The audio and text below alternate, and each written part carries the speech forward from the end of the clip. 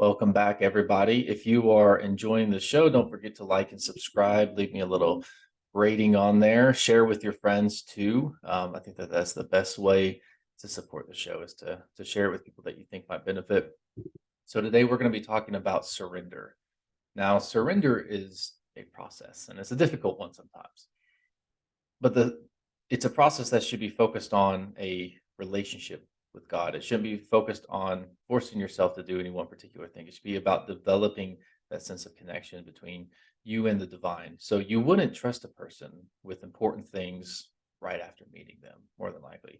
You would want to get to know them first. And likewise, if you struggle surrendering to God, then you need to start by letting Him build the trust with you, right? You don't have to necessarily jump in off the deep end. Sometimes you do, for sure. But I think in most people's lives, they're overlooking the little steps that they could take to build trust. And it's like, well, if you don't take the little steps, like, how are you going to trust with the big things, right?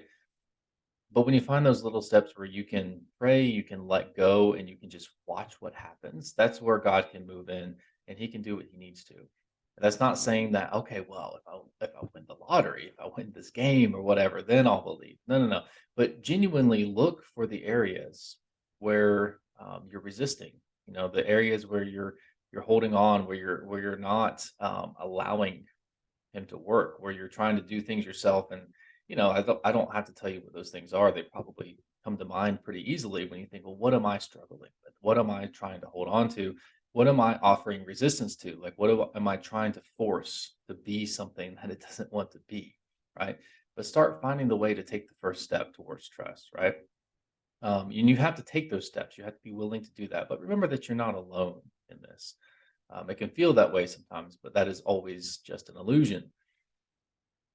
So see what happens when you surrender a problem to God. What happens when you just give it over to that divine will and let it go? And that can look like prayer. It can look like meditation. It can look like having that conversation and seeing if you feel something, feeling if your heart feels moved to go in a particular direction. Maybe you see a sign, or maybe things just work out a certain way, and you realize, okay, I have to do this thing. I have to do that thing. Whatever it is, it's going to be different for everybody. It's going to be different for every situation too. Now, it's okay to still feel fear, but of course, you can still choose to have faith in spite of that fear. To focus on the presence, to focus on working on drawing closer to God. Draw near to Him, and He will draw near to you. I believe that's James 4 something. Anyway, Isaiah 55:8 says that my ways are far beyond anything you could imagine. And so God's way isn't always going to make sense, right? Like he's got the bird's eye view. He's got the big picture stuff. He can fit all the really complicated things together, and it makes sense, right, from his perspective. And he also has a particular plan and agenda that he's working towards. And there's so many factors that are just very much beyond us, right? It's okay if it doesn't make sense to us. It's okay if that next step is like, why would I do that? Like, it's all right if we don't understand the big picture because we can't see it, right? What we can do, however, is we can trust that the one who does loves us and wants the best for us. And again, if that's something that you struggle with, I think we all do to some extent. But if it is something that you struggle with, that's an opportunity for you to start focusing on your spiritual growth and start working on, like, it's not about going to church. It's not about necessarily, reading scripture, or even like, spending time alone in prayer necessarily. It's something that this is something that needs to spill out into your entire life. Like, it's not something that, you do in the morning before you leave to work and then you forget all about it and you get out there. Like, this is about developing that close, continual relationship with your creator, with the one um, who's in charge of all this. It's about, because he's not going to force you to do anything. You have to make the decision to bring him into your life, and he'll be there if you do make that decision. But again, you have to make the decision because we have free will. And remember too that, like, in this big picture stuff, like, again, it's not always going to make sense to us, especially when we realize that a lot of our thoughts and desires, most of them, honestly, are very materialistic. They're very small. We tend to fixate on things that are immediate to us. So, like, oh, I'm having car trouble. That's what I really need to worry about is my car. That's the biggest thing in my life right now. Or, this particular situation with a coworker, with my, relationship with my friends, with, my health, whatever it is. And then a lot of times it's just stuff that we want, and it's things that are not ultimately that important, but they tend to crowd out everything else. They tend to take a lot of our energy from us, right? And especially desire, but also fears, right? Like fear is another one that we're kind of built to fixate on the negative stuff. Our brain is built to protect us, and it does that by locking in on anything that could hurt us and focusing on it. That way, it can try to avoid um, that stuff from becoming worse or from actually hurting us. But of course, the downside to that is, especially considering the society that we live in, that most of the things that we're anxious about can't really hurt us, right? But the way that we perceive them does hurt us. The way that we obsess over them can we terrorize ourselves. We create these prisons in our own head, and we create these emotional storms based off of these anxious thoughts that it doesn't do anything for us to focus on this stuff, but somehow we get locked into it, and it creates a nightmare for us. So Luke 12:25 says, "Can all of your worries add a single moment to your life?" Right? I really like that. That's one that I have to think about a lot because I tend to be a pretty pretty anxious person. And you have to stop and remind yourself, it's like, look, like me obsessing over this doesn't do anything except create a negative state for me. It doesn't do anything positive.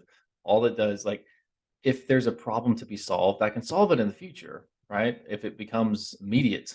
But the stuff that I'm obsessing over right now, like, it's not helping anything, right? All it's doing is creating a distraction from my spiritual path. It's creating separation between me and God. It's creating a negative state that I live in. And God doesn't want you to live in anxiety. He doesn't want you to live in constant fear.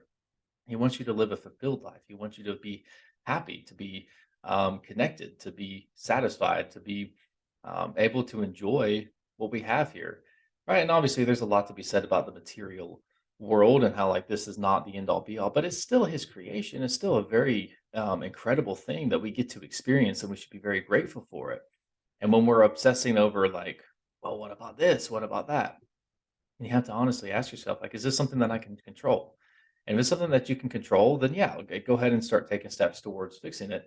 But if not, and a lot of times it isn't, if not, then you have to make that decision that you're going to surrender that to God. And if even if you can do something about it, you should still surrender, obviously. Um, but rather than create these living hells for ourselves and our own brain, where we're torturing ourselves with all this stuff that we can't stop thinking about, it comes down to surrender. Are you willing to trust God? Are you willing to turn this over and say, okay, I don't see the big picture. I don't know how this is going to work out. I'm actually kind of nervous about it, but I'm going to give it over to Him. I'm going to give this up. I'm going to release this burden, and I'm going to see what happens. Right? And that's a decision that we have to make over and over again. But it's worth making because we can't fix all this stuff. And even if it could, like, do you really want to be responsible for fixing all of the negative stuff in your life? No, you don't, because there's a lot. I don't anyway. Okay, Deuteronomy 31:8 says that the Lord will neither abandon nor fail you. So this is a good reminder that, like, when you really think about it, it's easy to feel like when your prayer's not working, or feel like when things are overwhelming you and things are getting stressful, it's easy to get caught up thinking, like, well, what if God just doesn't save me? What if He doesn't fix this? What if He doesn't get me through this? But does that really make any sense? Like, when you really think about it, like, why would somebody who has the control over this, who cares about you, who wants you to have a good life and also wants you to glorify His name, why would He, like, just abandon you? That doesn't make any sense. But our anxiety tricks us into thinking that it makes sense. Our anxiety tricks us into thinking that this is probably what's going to happen. We have to remember, though, that God is not human. He's not the failing type that we are used to dealing with. And I think that we associate a lot of human tendencies with the divine sometimes, which is a mistake, because humans will let us down. People will fail us all the time, but we can't ascribe that same behavior and those same characteristics to an eternal, infinite being. It doesn't make any sense. But again, the anxiety tricks us into thinking that. So we have to make that conscious decision that we are going to surrender our problems. We're going to surrender every area of our life over to that higher will, over to that divine purpose. Because once we do that, we free ourselves of the responsibility of doing it ourselves, which means that our very limited, biased human perception is no longer what's needed. which is a good thing because we suck. We can do some things well, but we also we're not we don't have a clear picture of like what's really going on in the long term. We're biased, we're fixated on stuff that doesn't matter. We're dealing with certain, biological hardware that's kind of not designed to make us super happy. It's designed to keep us alive. And sometimes that's not the most fulfilled life, right? And that's the way that animals live. That's the way that the material um, impulses that we have want us to live. We're called to be separate from that, right? Like we're called to transcend that. We're called to be more than that. And it's not just just because like it's something that is very beneficial to us. Like when we learn that we don't have to live by our impulses, by our inclinations, by um our appetites, when we can transcend that stuff. That's what this the spiritual path is about. That's what a lot of the teachings are focused on, is freeing us from the earthly mundane stuff that we get fixated on, the crap that we get um mired in, so to speak, like the stuff, because like that it becomes the water that we're a fish in water, and we don't understand that like we don't have to necessarily live with all the anxiety that we have, with all the fears, with all the passions that pull us in all these different directions. And it's easy to forget that because it's like we just are so hopelessly entrenched in it that we don't even notice that it's around us. It's like, oh, it's just life. We just take it for granted. We don't think about it. And a lot of the teachings of the Bible are like designed to help us break out of that, because those are the things that create separation between us and God. Those are the things that keep us from really coming into a close communion, close relationship with God. Because if we are connected and we are truly open to the divine, we're not going to be fixated on earthly stuff, right? So the more that we can take the steps in the right direction to get away from the earthbound stuff and towards the heavenly, the better. The better quality of life we're going to have, the more effective we're going to be, the happier we're going to be, so on and so forth. Matthew 6:33 says to seek the kingdom of God above all else and to live righteously, and God will give you everything you need. So back to what we just said about, can your worries add a single moment to your life? I think that's from like the same sermon or same area actually, just from different gospels.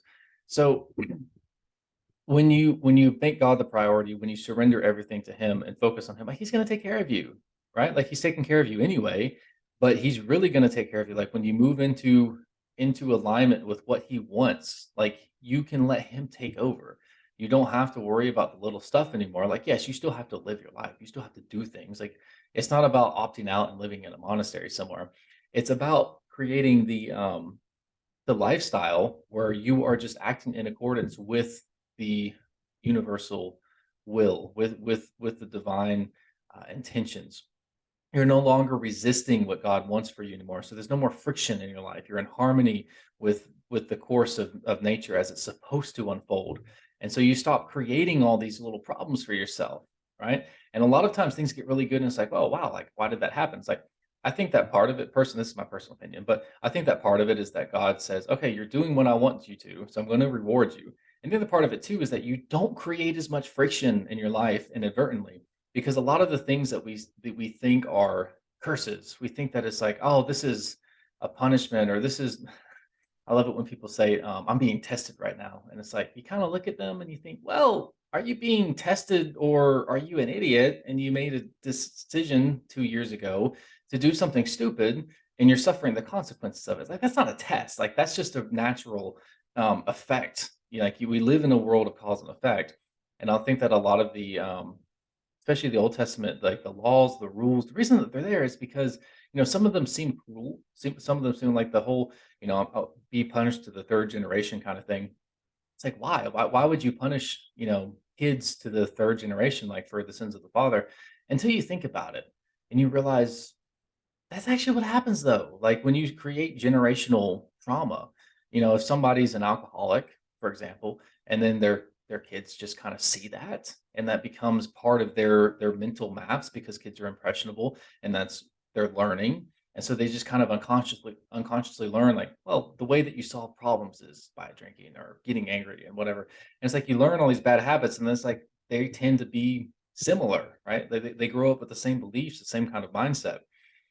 and then that gets passed on to their kid and so on and so forth. And it's hard to break those generational cycles. And it's like, I don't think that it was necessarily God saying, like, well, you screwed up. I'm going to make sure your kids pay for it. I think it was more of that, like, look, don't screw up because the way that people are, your kids will suffer for it. Like, this isn't me punishing them. This is a direct result or direct consequence of your actions. So I think that that's important. You know, when you stop living in a way that is in opposition to to God's will, and I mean, which is really designed, for your own improvement, for your own betterment. You stop creating all those little problems for you. Plus, you get rewarded because He wants you to stay on that track, and like you're doing things for Him, like in this world, you're doing what you're supposed to be doing. And again, you're making that choice to do it because you have free will, and like yeah, you're going to be rewarded for it. I forget where it is in the Bible, but when Jesus sends out his disciples and he says, look, if anybody offers you food, take it because the workers deserve to be paid or deserve to be fed or whatever. It's like you're working, you're going out there, you're doing work for me. Like, don't feel bad about accepting hospitality. Like, you deserve to be taken care of while you're out there. Okay. So some things real quick before we move into the next phase. Some things that keep us from surrendering, because surrendering is hard. Like giving up your life, like and it doesn't. I think that people get weird about this. They think that, well, to give up your life over to God, it has to be, I have to go on a mission or I have to do something like really extreme or whatever. Or they go the other direction and say, well, nothing really has to change. I just have to like kind of try to be a good example here and there. And it's like, it's not about figuring out what other people say you should do or, well, this would be kind of interesting. This would be cool. It's about tuning into to God. It's about tuning into Christ, to receiving the information, right? Because the plan is going to be different for everybody. You have your different strengths, your different weaknesses, your different starting points, your different, um, you know, desires, the wrong word, maybe aspirations, I guess would be a better way of putting it. Like you have certain things that make you unique and different and special. And so those are the things that are going to be used, right? Like, and everybody's unique. So it's not about like, well, it has to look a certain way. It's like, no, it has to be authentic. It has to come from a higher intelligence. It has to come from above. It can't be you deciding this is what I think surrender should look like. It's, I'm actually going to turn this over. I'm actually going to ask, like, what? What do you want? What do I need to do? I'll do it. Just tell me. And you hear it, and sometimes you're like, oh, you sure? But then you got to go do it anyway, right? And I mean, you can a lot of times start out with those small things like, I'm gonna turn this situation over, say, okay, I'm gonna ask, I'm gonna pray, like, what do I need to do in this particular instance? Instead of trying to figure it out yourself, because you're not as smart as God. Although I do forget that sometimes, or act like I forget it. So some things that keep us from surrendering are, and these are just a couple, but fear and anxiety, pride, and I think that not wanting to forgive is a really big one. I think that holding on to the stuff that people do, it's so hard to let go of that. And that's really one of the areas like forgiveness in general is difficult. And it's a complicated thing because we can make the decision to forgive, but not feel like we've forgiven yet. Or we feel like we forgive and then a couple of days later, like it comes back around. It's like, well, actually, you kind of made me mad. I don't know. And then we say that we've forgiven and we still kind of obsess over things. So it's a difficult process, right? But I think that making the decision that you're going to forgive, you're going to let go of things, because a lot of times it doesn't necessarily mean that like somebody did something super like directed at you. And it's like, I'm going to come after you, I'm going to hurt you. And then you feel personally offended. But it's more in the sense that like somebody did something that you didn't like and you obsess over it. Like you hold on to the stuff that people do and you hold on to any negative feeling towards other people. Like that's the stuff that we have to let go of. That's the stuff that we have to give over. The desires that we have too, right? Like some, again, like there's some desires that I think are good, right? Like I have the desire to speak to people. I have the desire to teach. I have the desire to dive into certain symbolic interpretations of scripture. I have the desire to connect with people in certain ways, and I have like those are things that I've always had some sort of aptitude for or inclination towards. It's like I think that those are good things. Like those are things that like they're instilled in you for a reason because like those are the gifts that you have, right?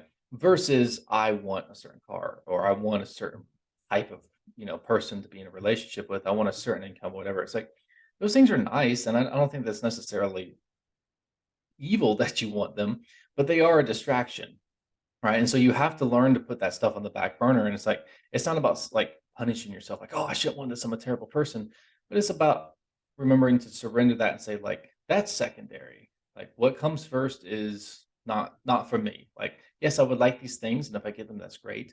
But the desire, when we make desire the focus of our energies, we create a nightmare for ourselves. Like we create all kinds of problems for ourselves when we do that. Um, and if you don't believe that, take a minute and try to think back over your life. Try to think back over, bad decisions that you've made and like where did that come from? A lot of times it's because we have a limited view, we have a biased view. We can't see the big picture and we acted with some sort of emotion. And a lot of times it's some sort of desire. Like we want to move towards pleasure or away from pain. Desire and fear, I think, are some of the biggest motivators. Um, of course, there's a lot of ways that we can overcome this kind of stuff. We can practice gratitude, for example, spend time, in personal contemplation with our Creator. Remember also in terms of uh, forgiveness too, that like that's not our job. Like our job is just to forgive. Like the vengeance does not belong to us. The repercussions of that, like people suffer repercussions, people suffer consequences, but at the same time, sometimes they are spared from those. But then again, we are also spared from the consequences of our sin, right? Not all of the consequences. We still do live in a world of cause and effect, but we're saved eternally, and then also we are spared a lot of the backlash that could happen. I'm very, very grateful that I have not been punished the way I deserve for things that I've done.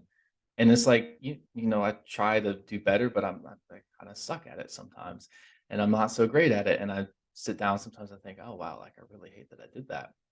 And I think we all do. I think that that's normal. I think that's probably a good thing if we take the time to feel that way. But at the same time, like I'm grateful that I was protected from my own um, stupidity because that happens a lot. But spending time with God is what will get your head and your heart right. Okay, so the second part of this, I just put the note lantern in the darkness. That was the image I had when I was writing it. So God puts desires in your heart, not the sinful things like we talked about, but the dreams, the aspirations, the things that you really truly want for noble reasons, right? He also wants those same things for you. That's why he gave you those aptitudes. That's why he gave you those things. We just have to surrender all of this to his will because our way of getting those things is going to be insufficient. Like no matter how good we think we are, we're not as smart as God. We don't have the big picture view of things. And we need to take a back seat and say, okay, I'm gonna go where you lead me, right? Our strength, our wisdom, it pales in comparisons to our creators.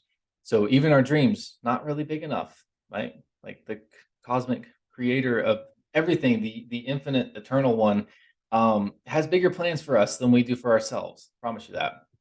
um think about how often you wanted something or you thought that you wanted something only to learn much later on that that thing would have been terrible for you. You could have done a lot better and you did do a lot better, right? Or something like that. So the reason that I was talking about the whole lantern in the darkness thing, I remember when I was in the military, we would do like night operations, and the night vision sucks. Like it looks cool in the movies, but like it's terrible. It's awful. It's tiny. Only special forces really get the two-sided things where you can use both eyes. Like we always had to use just like the one. It's like a little. It's the one little toilet paper tube of like you can kind of see a little bit in the dark if you look through it just right when it doesn't die. And so you're running around and you typically at night can see like where you're about to put your foot if you're lucky, right? And you just kind of have to run and you just kind of have to trust that like if you step in a hole that you can kind of catch yourself, or that if you run into a bush or a tree or something like that, like you can see it at the last fraction of a second, right? And you're running around blind really, and you're kind of just adjusting to like last second things that you're about to run into. And I was kind of thinking about this when I think about how I'm led through my life, like that's how I feel. Like I'm always just kind of stumbling around. Like I never really know where I'm going, and I think I do. I think I'm heading in the right direction, and then I get to where I think I'm supposed to be, and I'm like, oh wait, went like 2 clicks the wrong direction, or like something stupid, like because we can't we have such a limited viewpoint of things. Like again, this is why it's so important to surrender and just trust that we're being led in the right direction, because we can't see everything, and even if we could, like we're not that good at getting things done in the most effective way, because we're not aware of the cascade of domino effect that takes place every time we do anything. Like everything has side effects, everything has consequences to it, and a lot of times we're hardly ever able to see that stuff. So one thing that I was talking on my other podcast with somebody. He made a really good point about people that are struggling with creativity, and like, well, I'm just not really inspired, and I don't know what to do. I don't know what direction to move in. And he made a good point. He said, "Well, when was the last time you got inspiration? When was the last time that you did know what you needed to do?" And most people can think of like, "Yeah, I remember the last time I had like that little burst of like, oh, that'd be cool, or that's a good idea. I feel drawn to it. I feel called to do it." And he likes to say, "Okay, did you do it?" Like, "Well, no, I haven't done it." It's like, "Okay, well, go do that thing." Right? Like when is, and I like to take this metaphor over, like, he was talking about more in terms of creativity, but this applies to the spiritual path as well, which I think creativity is a part of that. But when was the last time that you heard God speak, telling you what step to take, what to do? Did you take it? If the Because you're not going to see everything. It's like, well, I didn't understand where it was going, or I don't know how I'm going to accomplish X, Y, Z's. Like, there's all these factors. Like, I could start, but then what? Like, I don't know how I'm going to get the money to do the next phase, or how I'm going to learn the next thing that I need to. But what's important to remember here is that the path is going to be revealed as you walk upon it. It's like carrying a lantern at night. Like if you're walking around and all that you have for light is a lantern, you can only see a step or two ahead at any given time. You have to walk and just trust that as you continue to move, that the path will appear before you, because it will. Like it's there for you, right? Remember that God is ruler of the darkness as well as the night, or as the light, excuse me. Um, he's not only powerful when things make sense and when things are going well, he's also in control, even when things get messy. He's still in control during the storm.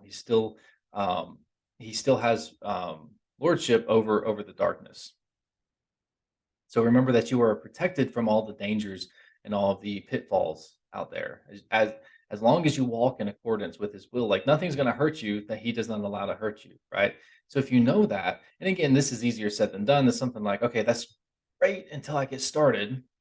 And then I get freaked out. I get scared. And it's like Peter jumping out of the boat, and he's fine. He's walking around, and then he looks at the waves. He gets fixated and he starts to sink. And it's like, yes, we do that. That's part of the process. But the second part of that is that Jesus reached down and picked him up and lifted him back out of the water. He kept him from sinking.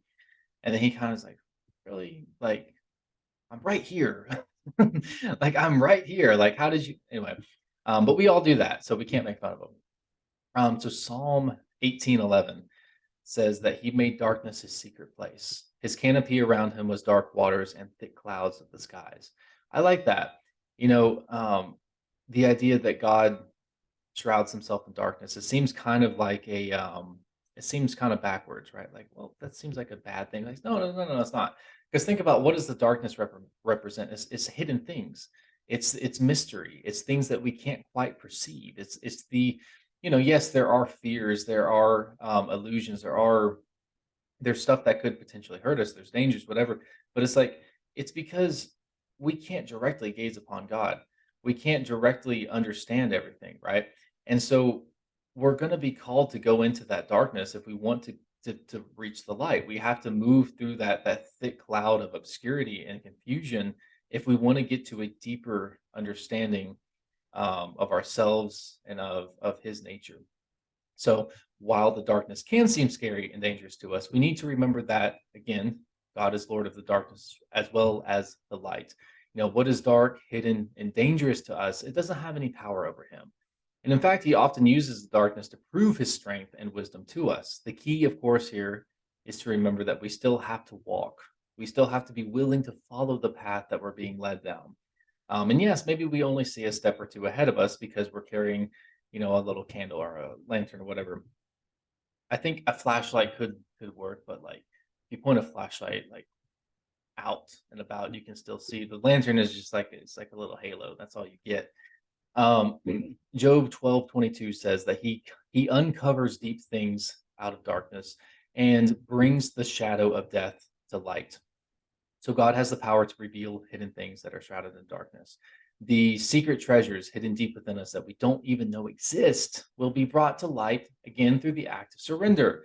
This is one of the many things that are symbolized by baptism, for example. So being plunged into the formlessness, the chaos of the waters, the darkness of the depths, that was there before the creation of light. Again, God's still God, but the dark, the waters of the deep, the darkness that was there before He said, "Let there be light," and He's still God. He's still all powerful, right? The baptism isn't something that we go through once. It's symbolic of a cosmic pattern that repeats itself over and over again. This repetition occurs both on a grand scale and also on a personal scale. It happens with the destruction of old structures before the rebuilding can take place, and it happens within our own lives also. We are periodically plunged into darkness, chaos, uncertainty, formlessness, but the goal is to rise from those waters, cleansed, washed, purified, and reborn. Trying to go our own way and not listening to God can easily leave us drowning alone in the waters. Um, However, when we follow His divine will, He's not going to let us down. He's not going to leave us. I will never leave you. I will never forsake you. Sometimes it might seem like we're alone. It might seem like we're abandoned, but it's only an illusion created by that darkness, right?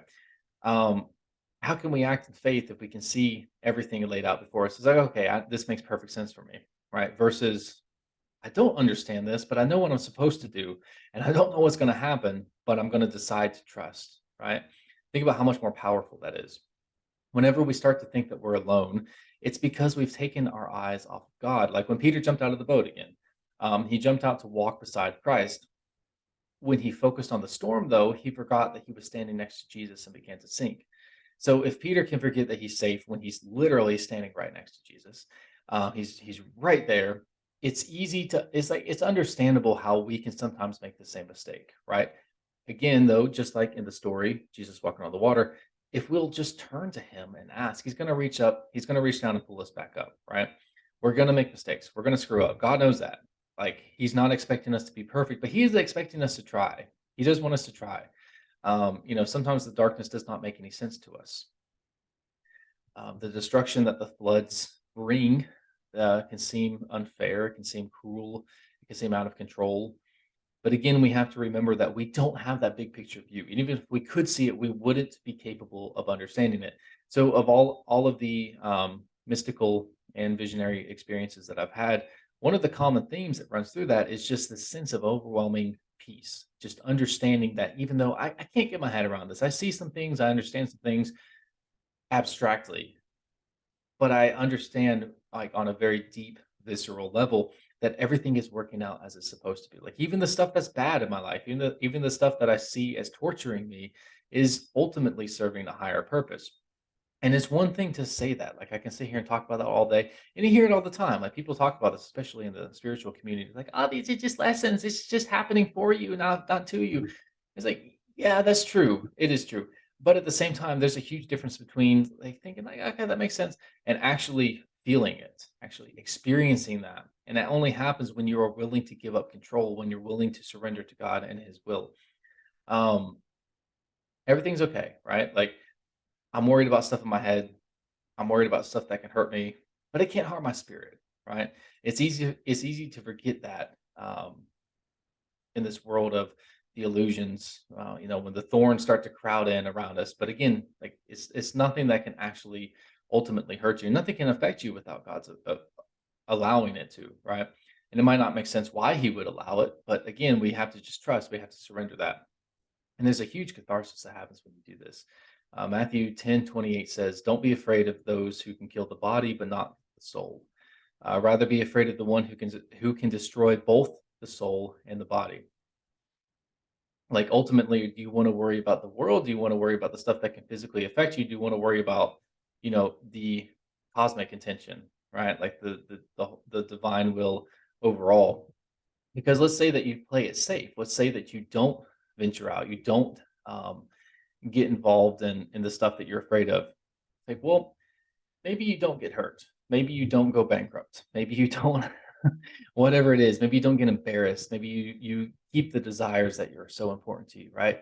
But it's like, what do you miss out on, right? Like even ignoring the like afterlife, which I think is probably a mistake to ignore, obviously. But just looking at your life, like what do you miss out on? Like how much better could you have been if you were willing to face your fear, if you were willing to sublimate your desires, to sacrifice them for something greater. It's like you don't know. Like you can never know how far you could go if you just totally turned your life over to that current that is trying to pull you forward, but you're holding on to the rocks because you're scared to let go, right? And by you, I mean me, because I definitely have this issue. Um, Proverbs 29:25 says, "The fear of man brings a snare, but whoever trusts in the Lord shall be safe." Okay, so oftentimes we don't have the life that we're meant to live because we just refuse to take that journey that is required to get there. We don't want to step into the darkness for any number of reasons, and we can't clearly see the destination. We're scared of hidden dangers like failure, embarrassment, pain, uncertainty, loss, whatever. Daniel 2:22 says that he reveals deep and secret things. He knows what is in the darkness, and light dwells with him. So we can rest assured that even though God will sometimes allow us, or excuse me, require us to journey into the darkness, He is faithful and He will ultimately lead us into the light. He's not going to leave us in the darkness. He's not going to abandon us in the storm. Like the point isn't just to go in there and get lost. Like the point is to go in there and grow, to uncover the hidden treasures that are hidden in the darkness. He's not going to make us wander endlessly. He's not going to make us do it without reward either. He's not going to just you know the darkness is not the destination. It's just what lies between us and something greater. He is our guide and he's always going to deliver us. Again, it's not always going to make sense. It's not always going to make sense why he wants us to go on this particular journey, why we have to go through this stuff. But remember, we live in the world of darkness, right? Like we have to go further. We have to go through some stuff that isn't pleasant in order to get out of it, in order to transcend it. It's not arbitrary. There's always a reason for it. But how can we really trust in our salvation beyond this life? Like, how can we trust that our eternity is taken care of if our faith is never tested, right? If we don't even learn to trust the Lord in this life, like, how can we really be sure, like, yeah, I'm saved? Like, people say this all the time, like, yeah, I'm saved, but then they don't live a life of surrender. It's like, so you trust God, like, with the big picture stuff, but not with your life? That doesn't make any sense. Like, you have to practice, right? Like it's a leap of faith to believe that we're going to be taken care of after we leave this body, and we practice it by learning to trust in this life, right? Learning to surrender now. How can we develop our faith if it's never tested? God gives us free will, and He's not going to force us to choose His way or His salvation. If we want to wander off and do our own thing, we can. That's our choice. If we're never confronted with difficulties, how can our faith be strengthened? And if our faith is weak, why would we choose God over the multitude of thoughts and desires that are swarming us? Right? So Isaiah 45:7 says, I form the light and create darkness. I make peace and create calamity. I, the Lord, do all these things. What we think of as good or bad is only our very limited perception and our judgment. The calamity that we experience, it might seem terrible to us, but it's a chance to further develop our faith. It's like going, it's like a rotting log in the forest. It dies and it decays and it provides nutrients to the freshly planted seeds. So God can use death, destruction, and darkness to give birth to new and beautiful creations, right? How can we be made new in Christ unless the old version, the earthly, material, human version of ourselves is put to death? And I don't necessarily mean like physically put to death, like that is a process that we have to go through eventually for our immortal soul to be freed. But even in this lifetime, like symbolically putting the human aspects of our nature to death by, again, overcoming desires, overcoming fears, stuff like that. Romans 6:6. So, for we know that our old self was crucified with him, so that the body ruled by sin might be done away with, that we should no longer be slaves to sin. So the death of the earthly, the human, the sinful, it's a painful process, right? Like we've identified so closely with our material natures, that putting those things to death, it feels like we ourselves are dying. And too often we try to skip the step. The dying to ourselves part is very painful. It's very difficult. So we try to negotiate, we try to procrastinate, and we try to, otherwise escape it. But it's unavoidable. Accepting Christ into your heart is going to force you to change. Feeding that divine spark inside of you is going to set fire to the material aspects of self. It's going to burn up all the earthly ways, just like the process symbolized by the burnt sacrificing, or excuse me, the burnt offerings. Sacrificing those animal impulses and instincts, giving up a portion of your material possessions, surrendering what you have and what you are in order to be reborn anew in the spirit. We already exist in darkness, like I said. That's a state that we've fallen into just by being born into this world. God is calling us to leave our little bubbles and to begin climbing our way towards the light. He's not going to force us to, but he will show us the way. The thing is that we often ignore those signs that lead us in the right direction. Now, a lot of times they're small signs, sometimes they're feelings, and they can be ambiguous. They can be like we're not always 100% sure. I used to drive from the mountains to the beach every summer, and I could never see the whole journey. I could never see every inch of the 5-hour trip, but I knew that if I just followed the step-by-step instructions on the GPS and I looked for the road signs one at a time, that I would get there, right? I didn't need to see every inch of the road before I set out, but sometimes I catch myself not trusting God unless I can see the whole pattern, unless I can see the whole journey laid out in front of me. I'm just like, well, there's some stuff that I don't know about, right? I have to be reminded that I don't need to understand everything that goes on. I don't need to try to get my human brain around it all. I don't need to know what traffic's going to be like 4 hours down the road. I just need to stay in my lane and drive until I see the next sign. And that's all that we're doing. We're looking for those signs. It's like, okay, that's where I'm supposed to move now. And then I move. Right. And then we'll run into another sign and say, okay, you're on the right track or you're not on the right track. It's like, okay, respond to that. Right. In faith and surrender. Um, when we start to surrender and we start to trust that we'll be given exactly what we need as we need it, amazing things happen. They really do. When we stop resisting, when we start to surrender and allow God to work miracles in our lives, it's incredible. And it's really important to remember that God gives us that free will. So if we are resisting what he wants to do, he's not going to force us to change our minds.